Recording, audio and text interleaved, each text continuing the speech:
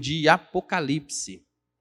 O pastor decidiu, a gente estudar esse livro nesse ano. E eu acho que, pelo andar da carruagem aqui, vai estudo para o ano todo e mais um pouco. São muitas informações, muita coisa a ser dita, a respeito deste livro.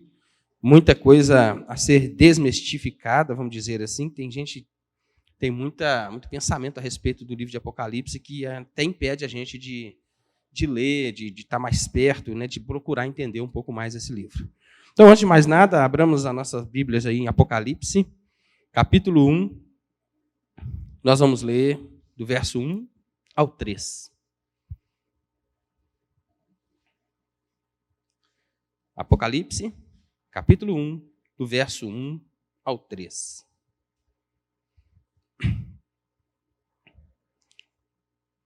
Está escrito: revelação de Jesus Cristo, que Deus lhe deu para mostrar aos seus servos as coisas que em breve devem acontecer, e que ele, enviando por intermédio de seu anjo, notificou o seu servo João, o qual atestou a palavra de Deus e o testemunho de Jesus Cristo quanto a tudo o que viu.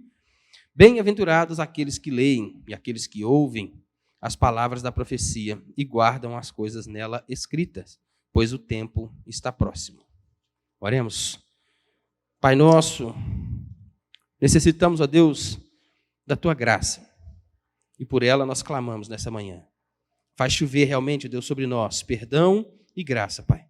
Derrama o Teu Espírito iluminando a nossa mente, o nosso coração, a fim de entendermos a Tua palavra, que é santa, viva e poderosa, meu Deus, capaz de transformar vidas, Senhor.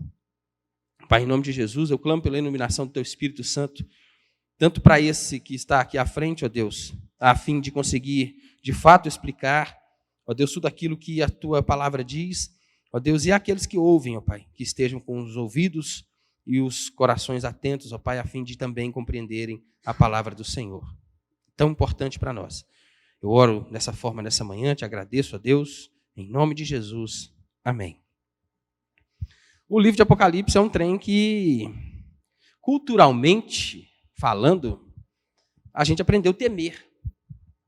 Porque ligamos a palavra Apocalipse, pelo menos no contexto, nosso contexto, até contexto mundial, está ligada aí a catástrofes. Quando se fala que aconteceu alguma coisa ruim no mundo, diz-se que aconteceu algo apocalíptico. Não é? Alguma tragédia grande, alguma coisa, fenômenos naturais, algo que aconteceu de uma magnitude aí que causa impacto, A pandemia mesmo, muitos disseram, é o apocalipse de Deus. Então, essa palavra traz a ideia de algo ruim, de destruição, de fim dos tempos. Na verdade, fala-se dos fins dos tempos, mas para o crente não deveria haver temor no coração quando se fala de Apocalipse. Muito pelo contrário. O contexto dessa revelação que foi dada a João foi no contexto de maior perseguição da igreja. O imperador que estava, na época, reinando no lugar de Nero, foi muito pior, muito mais severo do que Nero, quanto aos cristãos, que era o tal do Domiciano, que foi quem mandou João para a ilha de Patmos. Então, era um caos ser cristão naquele tempo. Proclamar que cria em Jesus naquele tempo era praticamente proclamar a sentença de morte. Então, nesse contexto, num tempo de igreja extremamente perseguida, de temor por parte da igreja, muitos até deixando a fé ali por medo da morte, foi que esse livro foi dado a João como revelação. Mas não para tirar a esperança, muito pelo contrário, para trazer esperança para o coração da igreja. Porque o que Apocalipse revela, na verdade, é a vitória, é a apoteose de Cristo Jesus, quando ele voltar. É disso que o Apocalipse fala. Do rei, daquele que morreu como cordeiro, daquele que foi sangrado, morto, maltratado, humilhado, vai vir em glória. E essa glória, esse retorno glorioso é o que traz esperança para a igreja, porque ele garante que a igreja reinará com ele nessa volta. Então o crente, quando se fala de Apocalipse, ele não deveria temer, muito pelo contrário, deveria ter curiosidade com esse livro, ter mais perto, ter mais familiaridade com ele, porque em momentos difíceis, em momentos de angústia, de dificuldade, aqui esse livro garante a vitória de todo aquele que crê em Jesus.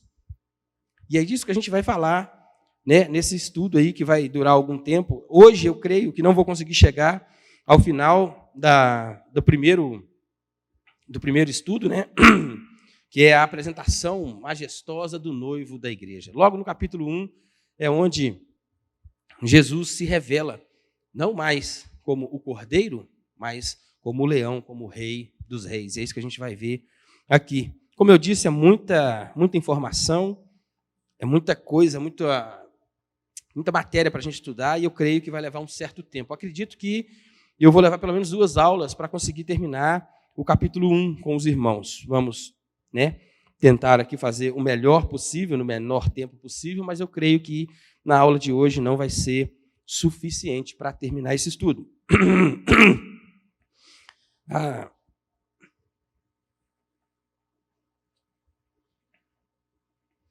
A primeira coisa a ser dita sobre o livro de Apocalipse é o que é o livro.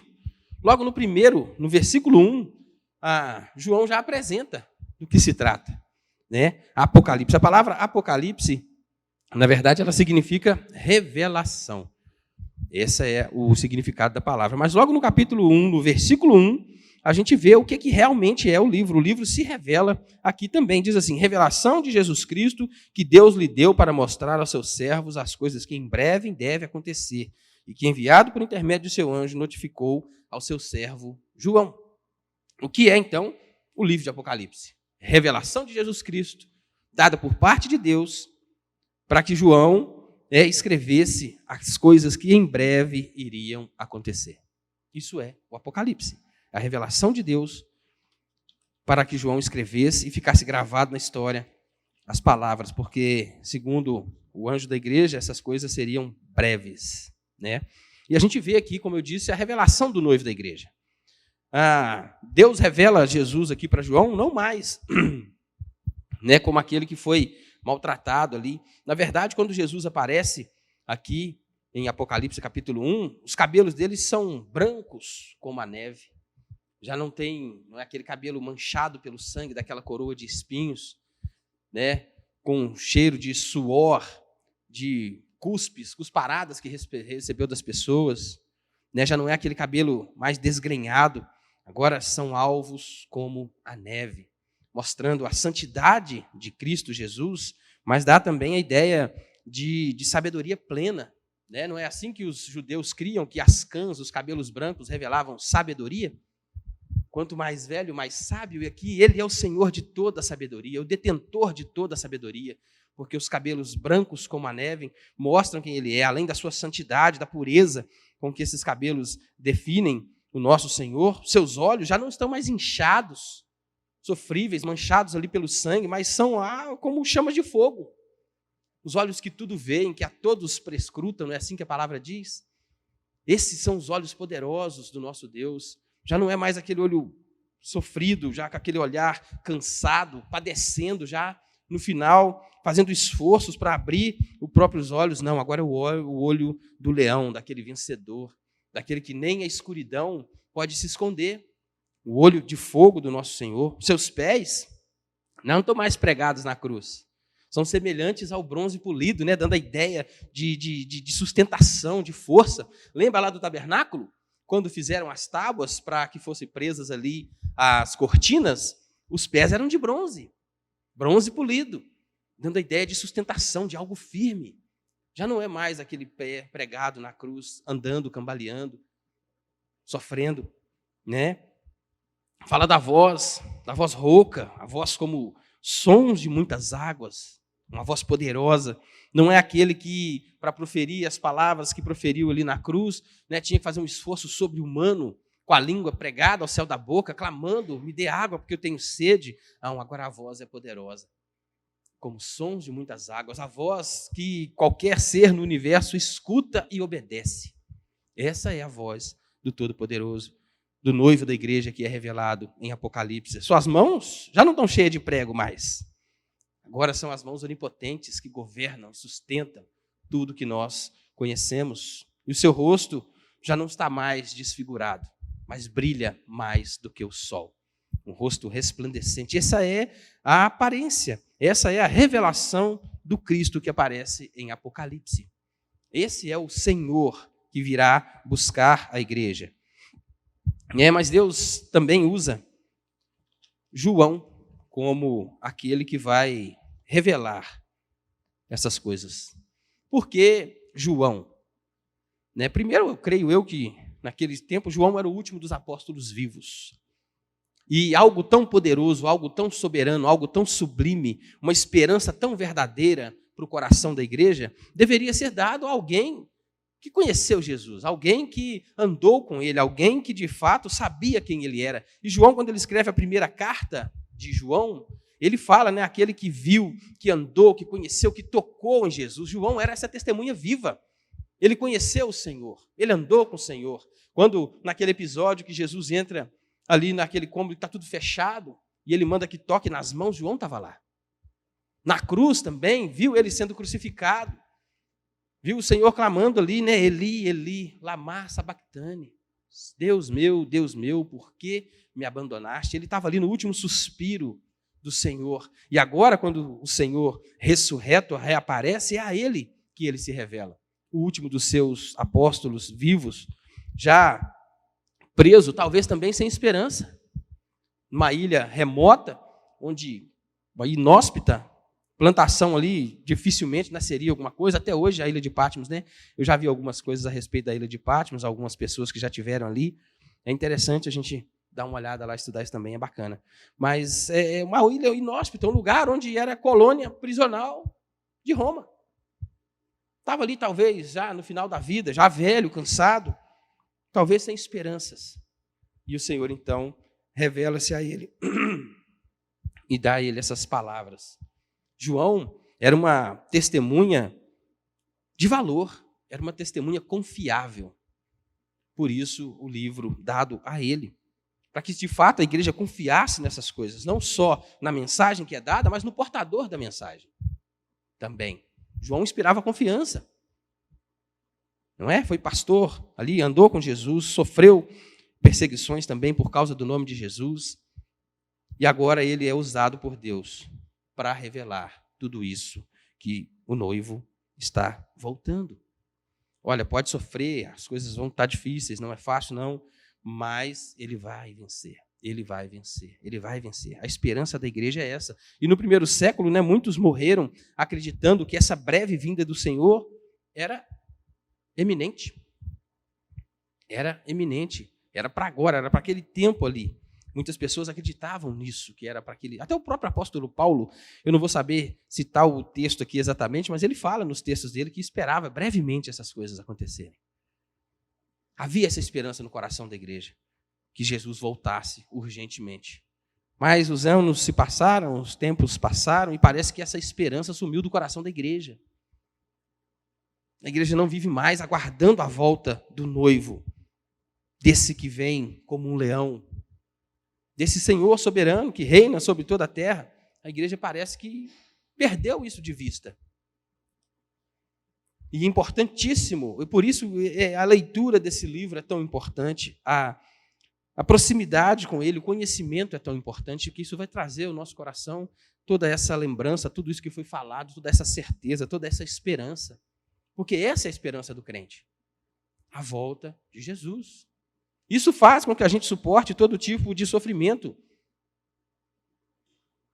Isso impulsiona a nossa vida para caminhar com o Senhor.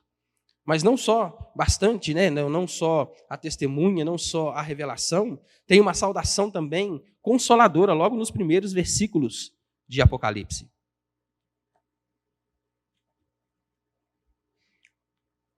Olha o que diz o versículo 4 e 5 do capítulo 1.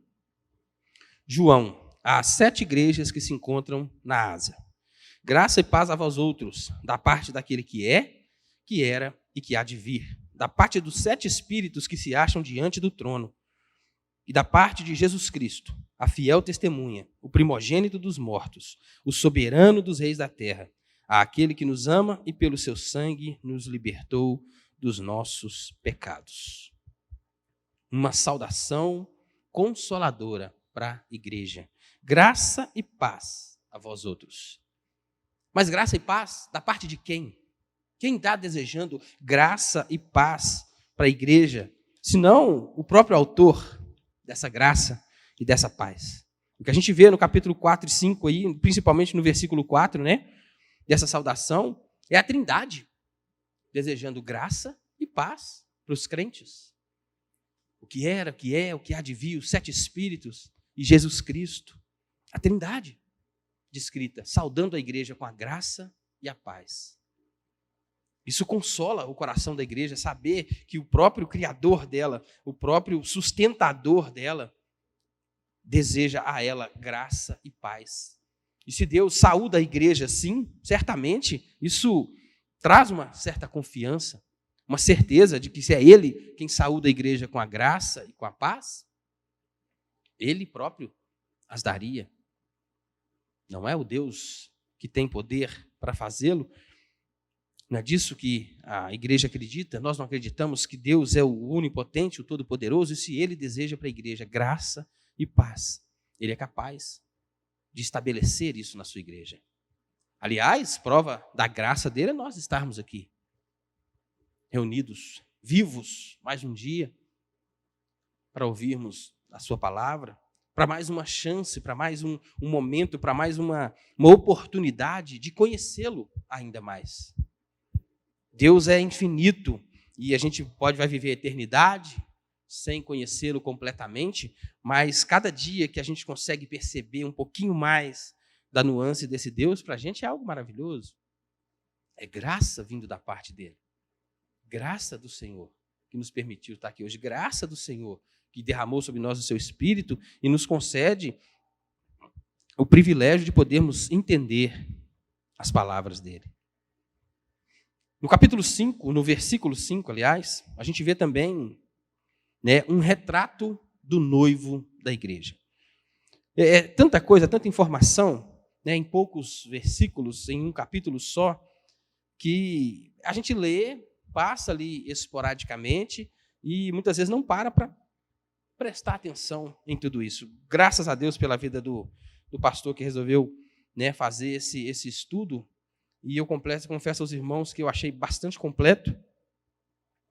Tem muita informação e vale a pena dedicar tempo a esse estudo. É muito bom, é maravilhoso. Eu falo que a Bíblia tem cada dia mais me surpreendido. É uma delícia, é de fato um alimento maravilhoso da parte de Deus. Quanto mais interesse, quanto mais a gente lê, estudando, mais a gente percebe que a gente só arranha a superfície daquilo que Deus é.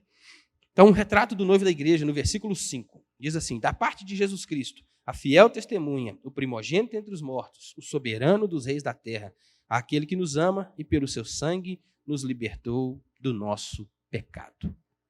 Quem é Jesus? Quem é o noivo da igreja? Qual é o seu perfil? Quais são os seus títulos? E aqui a gente vê pelo menos 3, né, títulos que são dados a Jesus aqui.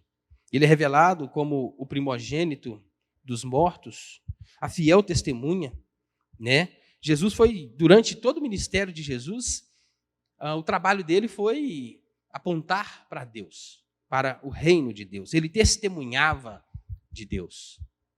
A fiel testemunha, porque testemunha é aquele que vê algo, que vivencia algo, que está perto de algo. E Jesus era testemunha de Deus porque ele mesmo era da parte de Deus. Ele mesmo era Deus. Então, ninguém melhor que ele para testemunhar do Pai. E foi isso que ele veio fazer. Ele falou: eu testemunho, eu falo para vocês e vocês não creem. Ninguém pode revelar o Pai senão aquele que o conhece. Ninguém pode revelar a Deus senão aquele que esteve com ele. E todo aquele que vê a mim, vê ao Pai. Jesus revelou a Deus não só em palavras. Não foi só os milagres de Cristo que revelava quem era Deus para aquele povo. Não era só o que ele falava com autoridade. Não era só os milagres que ele fazia. A própria pessoa de Jesus revelava quem era Deus. Olhar para Cristo era olhar para o Deus encarnado. E aquele povo teve tão grande privilégio. E muitos não creram. Muitos não se deleitaram. Muitos não pararam para prestar atenção. Eu gosto de citar isso aqui porque mexeu demais comigo. Isso o Elton até colocou um dia para a gente aqui um vídeo de um senador romano que foi enviado pelo imperador para seguir Jesus e descrevê-lo para ele. Esse senador, ele manda uma carta para o imperador descrevendo a pessoa de Jesus. E é algo maravilhoso.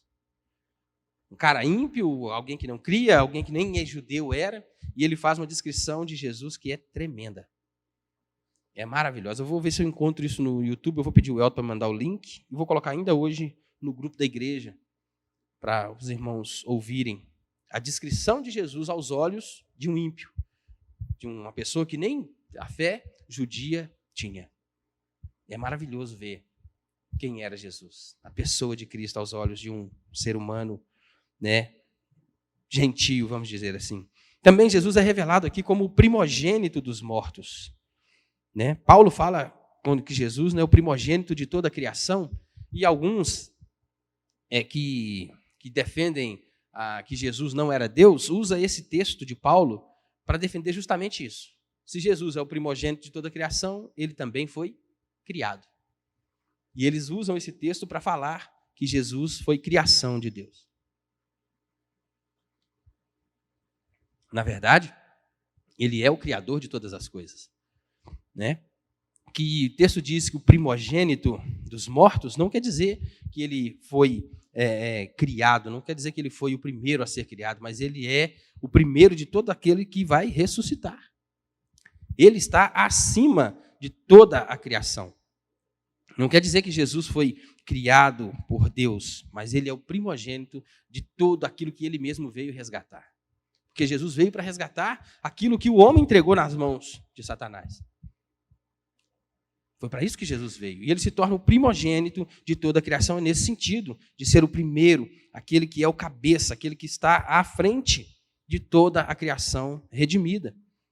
Não significa que Cristo foi criado. Aliás, quando a gente vê o nascimento de Jesus, a gente vê que ele foi gerado pelo Espírito Santo.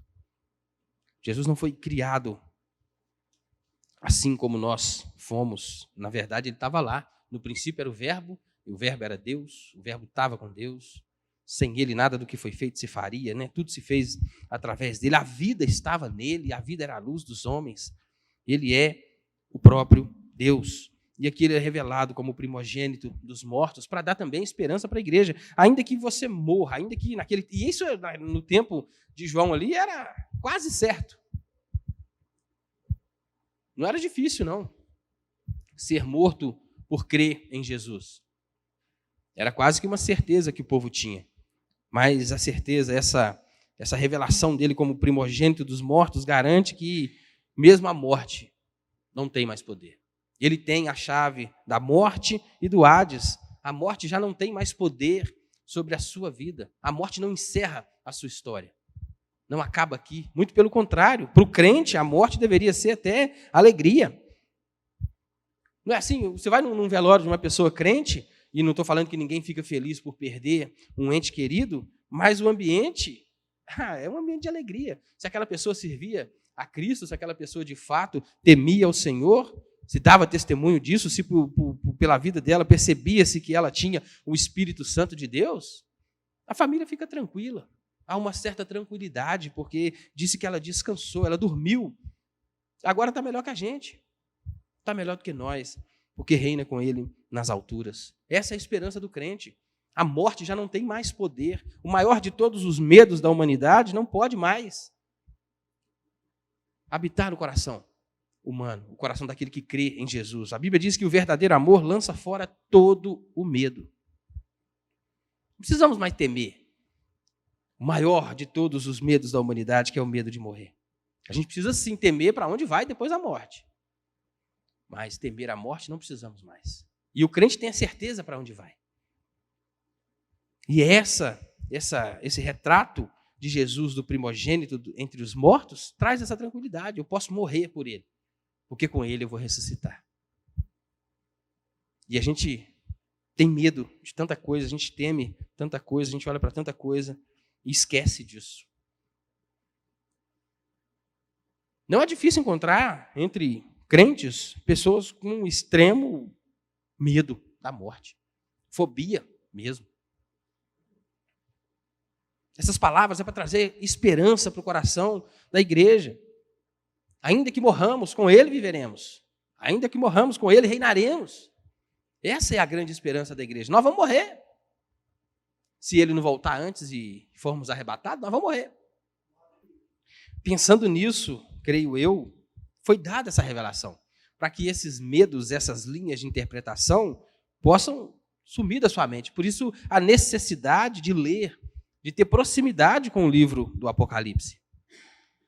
Essa necessidade de a gente estar perto, de conhecer essas revelações, essa verdade, de que Jesus é o primogênito dos mortos e todo aquele que nele morrer vai viver eternamente.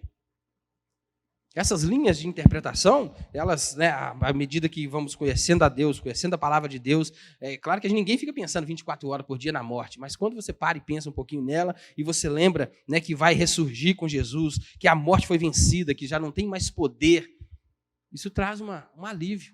Até mesmo na hora que você está pensando, aí, talvez alguém está num leito de hospital aí.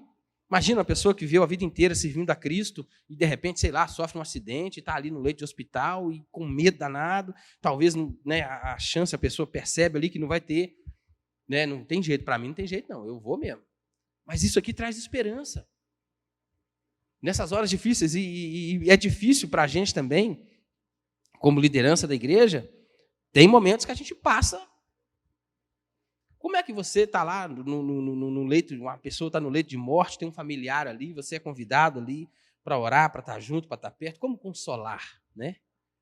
Como falar disso, como tratar esse momento que é tão doloroso, que é tão difícil, que traz tanto medo, né?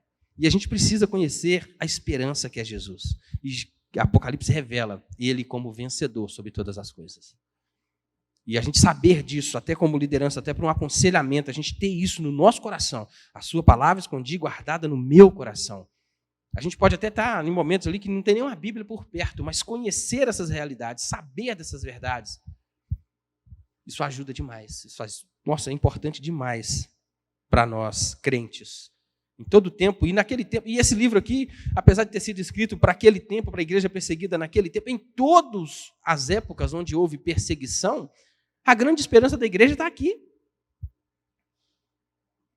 A grande esperança da igreja está descrita aqui, naquele que virá como vencedor. Ele vai vencer todos os grandes inimigos.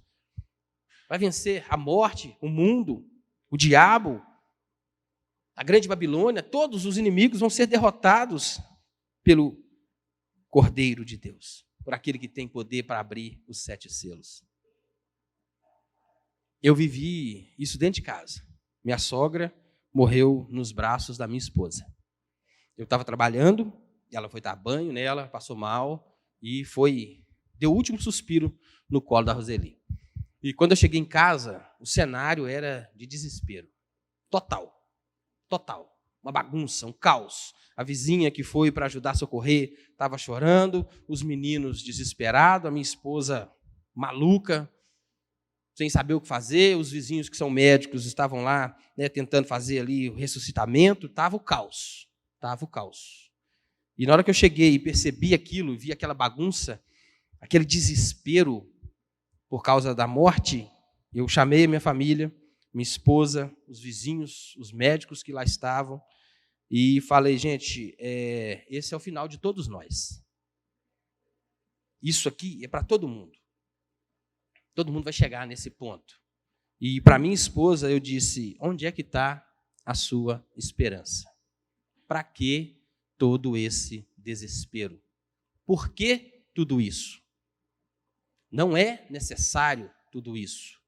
Chamei o pessoal para o meio da sala, nos reunimos e orei com a minha família naquele momento. E quando a gente terminou de orar, já não havia mais o caos. Já não havia mais a bagunça, já não havia mais a dor ainda estava presente, muito forte, mas o ambiente reinava a paz. Glória a Deus. Essa é a esperança do crente. No momento da dor, da morte, que é real, que vai chegar para todo mundo, essa palavra traz esperança, sim. Essa palavra muda o quadro, sim. Essa palavra muda o ambiente, sim. Saber que Jesus é o nosso Senhor muda, sim. Rapaz, tinha gente não crente ali naquele momento. E a palavra do médico que estava ali tentando ressuscitar foi de surpresa. Falou, rapaz, eu jamais esperava isso num cenário desses. Como é que vocês conseguem? Foi a pergunta que ele fez. E a resposta? Porque eu tenho Jesus. Eu tenho Jesus no coração. E onde o nome de Jesus chega, onde o nome de Jesus é proclamado, onde há fé em Cristo, ele muda o quadro. Pode não mudar, não ressuscitou a minha sogra, mas o ambiente que estava foi desfeito na hora. Porque esse nome é o mais poderoso de todos os nomes. O nome de Jesus tem poder. Isso é verdadeiro. Eu, em aconselhamentos, casos difíceis de famílias vivendo dificuldades, problemas, lutas, brigas. A pessoa não conseguia conversar 3 minutos com o marido, já estava brigando, discutindo. E eu falava com ela assim, rapaz, o crente tem que ser meio doido. Na hora que o seu marido começar a levantar a voz, você vira no olho, olhando para ele no olho dele e diz assim, em nome de Jesus, hoje nós não vamos discutir. E temos relatos de que essas coisas acontecem. Porque o nome de Jesus é poderoso. O nome de Jesus tem poder. O nome de Jesus muda a história, ele muda o quadro de discussão, de briga, seja o que for. Esse nome tem poder para mudar qualquer quadro. Se você crer, se você tiver fé, chama o nome de Jesus, seja qual for a situação, numa briga de trânsito, o camarada está lá, você bateu o carro e o cara está difícil, ele quer te matar, ele quer vir para cima, que ele tem todo, já tivemos testemunho aqui, do pastor que virou para ele, rapaz, em nome de Jesus, me perdoa. E tudo cai por terra. Todo o ódio, todo o desejo, tudo aquilo que... Agora, se for o caso desses irmãos aqui, o nome de Jesus, né, quando falava em nome de Jesus, o povo acabava matando ele mesmo. Mas a esperança dele é que esse nome, essa pessoa, iria ressuscitá-lo no último dia. E isso é glorioso, e esse último dia vai ser glorioso, vai ser maravilhoso, vai ser fantástico para todo crente. Mas para o mundo vai ser um dia terrível. A terceira revelação de Jesus nesse versículo 5, ele é revelado como soberano dos reis da terra. O governo do mundo está nas mãos de Cristo. O povo está aí, Agenda 2030, querendo reduzir a população mundial, querendo mudar isso, querendo fazer aquilo, ideologia sendo colocada, sendo pregada, sendo instauradas, governos, né, se levantando, a igreja perseguida em muitos países, né, a igreja católica sendo queimada, destruída, a igreja crente, o povo sendo preso por causa de Jesus, mas ele está no controle. O governo do mundo está nas mãos dele, ele é o soberano dos reis da terra. Naquele tempo onde o imperador tinha que ser adorado como Deus, a esperança da igreja, a revelação do Cristo para a igreja, é que é ele quem está no governo. É ele quem governa. Aquele imperador, apesar de estar ali numa posição, né, de governo, ele também é governado pelo Senhor. E um dia vai ter que prestar contas do que fez, seja bom ou seja mal. Pessoas se desesperam quando o candidato à presidência que ele esperava não ganhou. O Brasil vai acabar, o mundo vai virar isso, o mundo vai acabar aquilo, e esquece que o governo está na mão de Cristo. É ele quem governa. É óbvio que a gente precisa ter preocupações com essas coisas, é lógico, é claro. Se Cristo é quem governa, ele governa a minha vida, ele na hora das minhas escolhas, seja elas quais forem, inclusive no âmbito político, tem que ser pautada naquilo que ele ensina. Tem que ser pautada o candidato que eu vou votar. E falando nisso, daqui a pouco tem eleição aí. Eleições municipais. Então, em quem eu vou votar? Eu não conheço o coração, a alma de ninguém. Deus é quem conhece. Muitos candidatos que se diziam cristãos estão lá hoje e a gente sabe o que faz, envergonhando o nome da igreja, o nome de Cristo, o próprio nome. Mas isso é ele, Deus. Mas o que ele defende, o que é que essa pessoa defende, o que é que ele fala, ele é a favor do quê? Qual é o plano de governo desse camarada? Isso tem que chamar minha atenção à luz da Bíblia, cosmovisão cristã. Eu preciso, à luz das Escrituras, tentar enxergar quem é o candidato que mais se aplica àquilo que eu creio. Ele eleito, ele pode fazer, né, um monte de asneira igual a gente vê fazendo? Pode. Mas se a luz, se a Bíblia foi o meu parâmetro, se a Bíblia foi o óculos que eu usei para tentar, né, fazer a minha escolha, eu estou seguro que eu fiz o melhor que eu podia fazer. O resto é com Deus. Deus é soberano. E Ele reina sobre toda a terra, mas Ele reina sobre a nossa vida. Ele é o verdadeiro rei. Ele é o verdadeiro Senhor. Parece um caos, né? E na verdade está mesmo um caos. Mas tudo isso eu creio que só faz aproximar essa segunda vinda de Jesus. Tudo isso está revelando que está cada vez mais perto a segunda vinda dele. Toda dificuldade.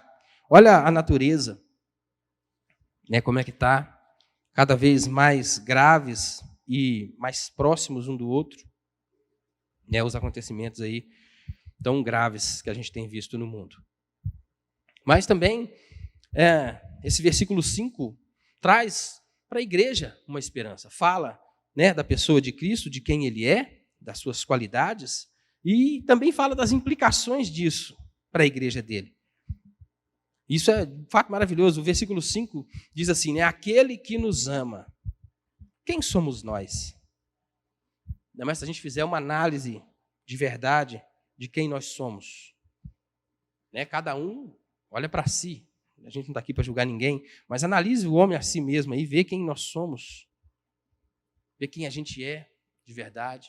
O nosso fim, nós somos pó e ao pó tornaremos. Vê aí a nossa vida que é um sopro. Está totalmente nas mãos de Deus. Está tudo na mão dele. É Ele o tempo inteiro que nos sustenta. Está tudo ali. E a gente olha e fala assim, rapaz, eu, né, tão pequeno, tão pouco. Quem sou eu? O próprio rei Davi, né, o maior rei da história de Israel, eu falava, né, quem sou eu? Quem sou eu diante de Deus? E o versículo 5 nos informa que, independente de quem nós somos, somos por Ele amados. Isso é maravilhoso. Fomos por Ele amados quando ainda pecadores. Né? Romanos 5,8 diz assim, Deus prova o seu amor para conosco em que Cristo morreu por nós, sendo ainda pecadores. Ele amou a gente de uma maneira tão sobrenatural que nós, que éramos inimigos dele, a gente era inimigo de Deus, brigava contra ele, lutava contra ele. Ele não só perdoou, mas adotou. Aquele que guerreava contra ele, aquele que levantava-se contra ele, foi por ele perdoado e adotado como filho agora. Isso é maravilhoso. Que esperança mais maravilhosa para a igreja. Nós somos filhos de Deus, não mais criaturas. Nós não somos os mortos que andam aí como The Walking Dead, né? Que Jesus fala, deixa os mortos enterrar os seus mortos. Nós não estamos mais. Nós recebemos vida e a vida abundante de Cristo. E a melhor coisa de tudo isso é que essa vida que nós recebemos dele aqui é para a eternidade. E vai ser muito melhor. Não vai ter choro, não vai ter ranger de dente, não vai ter mais morte, não vai ter mais fome, não vai ter mais guerra. Tudo novo, assim como ele é, nós também seremos. Teremos um corpo semelhante ao dele. Também Jesus nos garante a vitória de Cristo, essa revelação dele no versículo 5, nos garante uma verdadeira liberdade. Olha só o que diz o versículo 5, pelo seu sangue nos libertou dos nossos pecados. A maior ilusão que uma pessoa pode ter no mundo é que ele é livre. A grande prisão do que prende as pessoas no mundo hoje é a ideia de liberdade. É uma prisão sem grades. Porque eu sou livre, eu posso fazer isso, porque eu sou livre, eu posso fazer aquilo, porque eu sou livre, eu posso mudar meu corpo, eu posso, né, mutilar meu corpo, eu posso fazer isso, eu posso fazer aquilo, eu posso trair minha esposa, eu posso trair meu marido, eu posso viver uma vida promíscua, eu posso, né, sei o que lá que eu posso, o que o mundo diz que a gente pode. Mas essa falsa sensação de liberdade é a maior prisão que o ser humano tem. Preso nos pecados, escravos do pecado, e cada vez mais escravo, cada vez mais fundo no pecado, a humanidade tem ido. Cada vez mais fundo, parece que chegou no fundo do poço e está cavando um pouquinho mais, está cavando um pouquinho mais, está cavando um pouquinho mais. E é assim que a gente tem visto. E a sensação de que eu sou livre. Eu sou livre para tomar do Rubens o que ele tem, se eu não conseguir. Eu sou livre para tirar a vida de quem eu quiser, porque Ninguém dá valor para minha vida mesmo? Não tem nada a ver. Eu me coloco no lugar de Deus, né? Eu posso tirar a vida de alguém, eu posso matar alguém, eu posso roubar alguém, eu posso, né, fazer maldade, eu posso fazer o que eu quiser porque eu sou livre. Eu posso acabar com a minha vida porque eu sou livre. Meu corpo, minhas regras, e aí eu posso experimentar todo tipo de sensação no corpo, eu posso usar todo tipo de droga, beber todo tipo de bebida, eu posso fazer tudo o que eu quiser, porque eu sou livre. Mas a grande diferença entre o crente e aquele que diz ser livre é que o crente pode não. O ímpio não pode. E o crente pode não. O crente pode não beber. O crente pode não fumar. O crente pode não usar drogas. O crente pode não se prostituir. O crente pode não um tanto de coisa. Tudo é lícito. Está tudo ao nosso alcance. Mas nós podemos dizer não. Não por nós mesmos, mas porque eu sou forte, porque eu sou bom, porque eu escolhi, porque eu não quero mais. Não, porque a graça de Jesus nos capacita a isso. A graça dele, a provisão, a força que vem do Espírito Santo de Deus nos liberta de todas essas coisas. Agora, aquele que se diz livre, pede ele para parar de praticar tal coisa. Eu mesmo fumei durante 15 anos. E quando decidi parar, logo que eu converti aqui na Vida Nova, falei, agora eu vou parar de fumar. Eu parei. Mas a primeira semana, rapaz, que dependência. A gente acha que é livre. Eu posso fazer o que eu quiser. Tenho um irmão dependente químico, infelizmente. Mas já tentou, já é a segunda passagem dele aí por causa de recuperação, tentando ficar livre do vício. Enquanto o mundo pensa que eles podem tudo, na verdade, quem pode tudo é Deus. E nós podemos tudo porque Ele habita em nós. Por causa dele, nós podemos dizer não a uma vida de promiscuidade, a uma vida de mentira, a uma vida de falsidade, uma vida de prazeres que vão levar à morte. Também por causa de Cristo, o versículo 5 nos diz que nós temos agora uma nova identidade.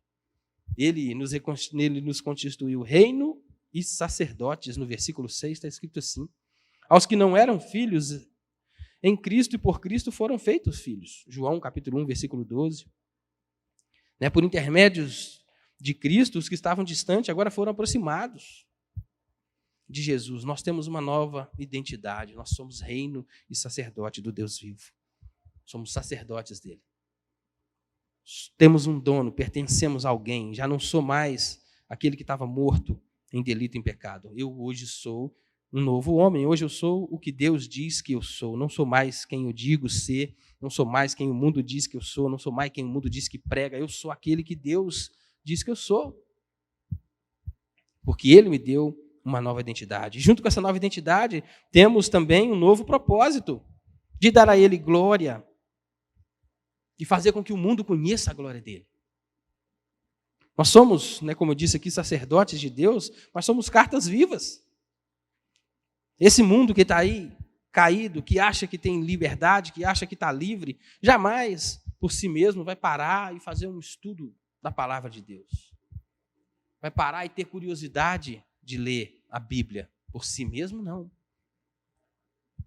Mas nós somos luzeiros nesse mundo, nós somos para ele aquele que vai mostrar que tem uma forma de viver diferente. Tem um jeito diferente de viver. Dá para ser diferente. Tem perdão para aquilo que você acha que fez que é imperdoável. Tem um jeito de mudar. E é possível, porque foi possível para mim. Quem me conhece aí, minha irmã, inclusive minha irmã mais velha, foi a primeira a convertê-la de casa. Ela, quando fala de mim para os outros, ela fala da mudança que teve. Porque pensa num cara que questionava a Bíblia. Era eu. Tudo, questionava tudo, falava de tudo, coisas que nem sabia, blasfemava, inclusive, muitas vezes. E olha onde Deus me colocou hoje. Se para mim essa mudança foi possível, é possível para qualquer um, para qualquer outro. E isso o mundo precisa ver na gente. Isso o mundo precisa ver em nós. Já que fomos, por ele, agora temos uma nova identidade, a gente tem que viver com a nova identidade que temos. Viver como gente nova. jeito de pensar novo, jeito de agir novo, jeito de falar novo, jeito de vestir novo, tudo novo. Nós não recebemos uma nova identidade, já não somos mais quem éramos. E agora também experimentaremos um novo estado, né? Já não estávamos mortos, agora a gente tem vida. Vida abundante de Jesus, a vida de verdade, a vida que vem do alto, a vida que só Ele pode dar. Mas dando sequência aqui, no capítulo 1, no versículo 7, a gente vê a gloriosa aparição do noivo da igreja. Diz assim o verso 7, eis que vem com as nuvens, e todo olho o verá, até quantos os traspassaram. Dá tempo de falar desse aqui ainda. E todas as tribos da terra se lamentarão sobre ele, certamente. Amém. É o que João disse aqui. Eis que vem com as nuvens e todo olho verá, até quantos os traspassaram, e todas as tribos da terra se lamentarão sobre ele. Para o crente, dia de glória, a certeza da vitória, um dia triunfante, a apoteose da igreja, o ápice, o auge da obra do nosso Senhor. Mas para o mundo, um dia de lamento. Um dia em que todo mundo vai ver, todos verão, e esse todos verão aqui não é só para quem estiver vivo, não. É todos mesmo, aquele que já morreu, aquele que já foi, aquele, todo olho vai ver quando ele voltar. Todos. E aí todos se dobrarão, todo joelho se dobrará, né? Em cima da terra, no céu, na terra e debaixo da terra, todo mundo vai ver essa vinda gloriosa, maravilhosa e poderosa do nosso Deus. Todos veremos, todos verão, e para nós vai ser um dia de alegria, um dia de glória, mas para as tribos da terra, todas as tribos se lamentarão sobre ele, diz a Escritura. Quantos ouviram falar desse Deus? Quantos, né, não ouviram? Quantos rejeitaram a pessoa de Cristo? Quantos creem em outros deuses?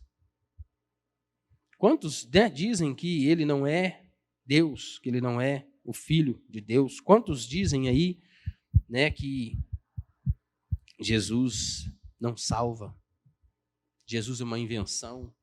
Jesus é uma criação da mente humana? Ser crente é coisa de doido, é coisa de maluco, acreditar nisso que a Bíblia fala. A verdade é que o nascimento de Cristo, a morte dele na cruz ali, ninguém pode negar. Ninguém nega.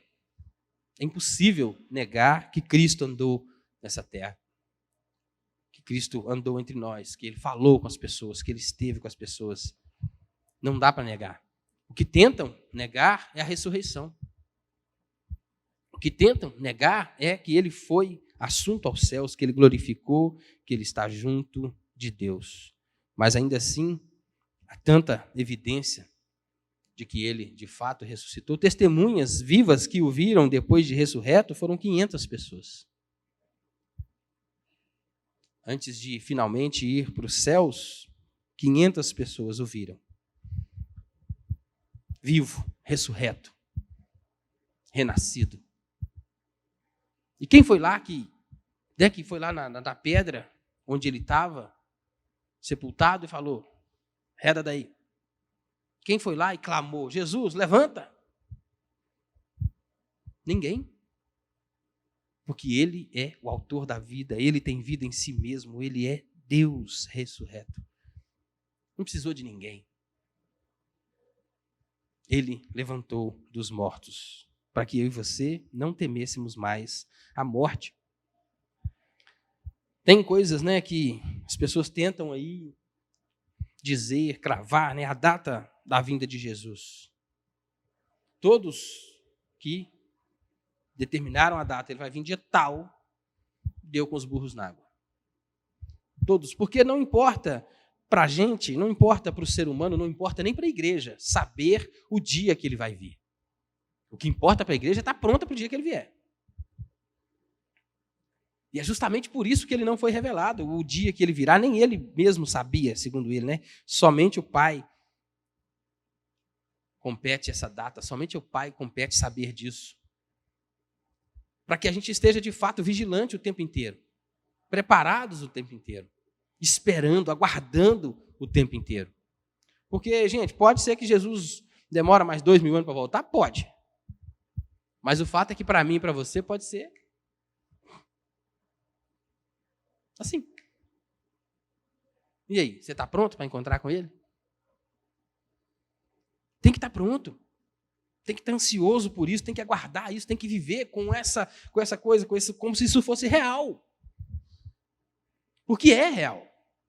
Pode não ser para o mundo lá fora, mas a esperança da igreja, nós estamos aqui reunidos, é por causa disso. Não é não?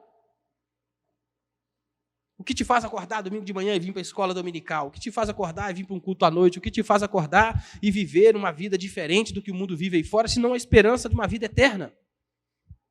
Da glória dele. E a gente precisa viver aguardando isso, ansiando isso, desejando isso, orar por isso. A gente ora pela segunda vinda dele. Maranata, vem Senhor Jesus. Na oração do Pai Nosso, né, a gente diz, né, venha o teu reino, faça a tua vontade na terra como no céu. E a gente tem desejado isso, que o reino dele venha. Temos trabalhado para implantar, talvez, o reino dele entre nós. A gente precisa estar com essa esperança viva, a gente precisa querer isso, arder no nosso coração, que a vinda de Jesus é iminente. Para mim e para você, é iminente. A única certeza que a gente tem é que daqui a um segundo a gente não sabe o que vai estar fazendo. A gente planeja os nossos anos, planeja a nossa vida, né, faz planos, sonhos, realiza muita coisa, conta, né? Mas a gente tem que viver com essa certeza no coração. Pode ser daqui a pouco. Pode ser súbito. Você ter que encontrar com o seu Criador. Na hora que a senha chamar lá, ó, número 7 bilhões, não sei quanto. Acabou. É o seu número, é a sua senha, e você vai. Mas a gente precisa ansiar por isso e ter alegria nisso, gente.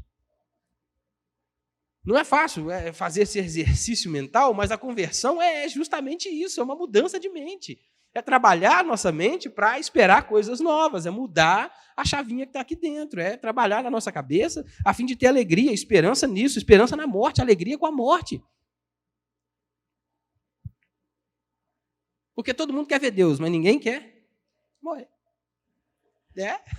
Não é verdade? Ué. É difícil, não é fácil, não é fácil mesmo, não é simples. Não é. Mas por isso mesmo requer esforço. Tem que se esforçar. Tem que querer. Imagina, você está aí, Rubão, né? Acabou de nascer Antonella, coisa linda, presente de Deus, netinha maravilhosa, Ana Maria com os 2 netinhos lá. Quer morrer? Não quer, ninguém quer. Eu quero ver meus netos crescer, é tão gostoso, isso aqui. A gente quer muita coisa. Mas o que a gente devia querer de verdade é estar com Jesus, é estar perto dele, falar, volta logo, porque eu quero ir para o céu. Eu estou cansado de ver essa realidade aqui, eu quero estar com Deus. Deus, meus netinhos são lindos, minha família é linda, minha esposa é maravilhosa, tudo que eu tenho é bom, mas eu quero é o Senhor. Eu quero estar perto de Ti. E se a gente viver com essa certeza, trabalhar a mente para viver isso, rapaz, você vive o reino de Deus aqui, é para já. Você já começa essas realidades, é aqui. A gente experimenta de Deus, é aqui. O tempo está difícil, as coisas estão difíceis, o problema vem, a dificuldade vem, a morte vem, as coisas vêm, mas você experimenta a paz perene de Deus, é aqui. O reino de Deus está em você, é aqui. O Emanuel, o Deus conosco, subiu aos céus. Mas agora a gente tem o Espírito Santo, Deus em nós. Olha só, quão maior é essa experiência. Nós não vemos o rosto de Cristo mais, não tocamos o corpo de Cristo mais, mas o Espírito Santo dele habita em nós. Nós somos templo, morada dele, ele não mora aqui não, ó. Não habita em templos feitos por mãos humanas, mas o templo que ele fez é o seu corpo. Foi formado por ele mesmo, ele viu você sendo entretecido ali no seio da sua mãe, a substância ainda informe, ele te formou como o tabernáculo dele, ele veio tabernacular em nós, ele habita em nós. Essa é a realidade da igreja. Nós vivemos o reino de Deus aqui, ainda que não de uma forma completa, mas a gente vive aqui esse reino maravilhoso que vai vir quando ele quando ele vier, vai ser completo, vai ser perfeito, aí o veremos face a face. Mas hoje a gente vive essa realidade aqui. A segunda vinda de Cristo, segundo o versículo 7, vai ser majestosa, assim como foi a sua ascensão. Ele virá com as nuvens. Vai ser um trem doido demais. Imagina o céu abrindo, se rasgando e ele descendo. Com glória. Não vai ser humilde a vinda de Jesus. Vai ser gloriosa, vai ser poderosa. Os pés de bronze, o rosto brilhante, os cabelos brancos e as mãos estendidas para a igreja. Bem-vindo, amados de meu Pai. Vai ser visível, não vai ser escondido. Aquele que defende que a segunda vinda de Cristo vai ser algo escondido, essa ideia de um arrebatamento invisível, não vai ser assim não, vai ser visível, todo olho vai ver, é para todo mundo ver. E incontestável. Quem vai contestar? Na hora que ele vier, acabou. Não tem jeito, não tem como mais. Né? E ela é inesperada. Inesperada no sentido de não sabermos a hora exata. Mas deve ser aguardada pela igreja, desejada pela igreja, buscada, ansiada pela igreja. Ela é inesperada, sim. Nesse sentido. Mateus, capítulos 24, do versículo 29, do 27 ao 30, diz assim: assim como o relâmpago sai do oriente e se mostra no ocidente, assim será a vinda do Filho do Homem. Mediante, após a tribulação daqueles dias, o sol escurecerá e a lua não dará a luz. As estrelas cairão do céu e os poderes celestes serão abalados. Então aparecerá no céu o sinal do Filho do Homem, e todas as nações da terra se lamentarão e verão o Filho do Homem vindo nas nuvens do céu com poder e grande glória. Imagina o caos. O céu se abre, os poderes celestes sendo abalados, as estrelas caindo. Porque na hora que abrir aqui, essa atmosfera for rompida, vai ser um trem muito maluco, muito doido e glorioso. A gente deve viver aguardando essas coisas, irmãos. O Apocalipse foi escrito para que eu e você tenhamos esperança e confiança, certeza de que isso vai se cumprir. Isso aqui não é historinha da carochinha, não é conversa para boi dormir, não é mito. Essa é a grande verdade para a igreja. E essa deve ser a grande esperança da igreja. Esse livro deve ser estudado, esse livro deve ser pregado, esse livro deve ser compreendido. E glória a Deus de novo pela vida do pastor que resolveu, então, dar esse estudo nesse livro esse ano todo. E vai ser uma leitura maravilhosa, vai ser um tempo maravilhoso, um tempo de descobertas, desvendar muita coisa que, muitos temores, eu creio, cairão por terra. Muita coisa que a gente pensa a respeito desse livro vai deixar de acontecer e a gente vai compreender de uma forma muito mais segura. Eu tenho certeza disso. Porque eu creio que essa é a vontade de Deus para a igreja Vida Nova. E a gente vai viver isso aqui em nome de Jesus e para a glória dele. Amém?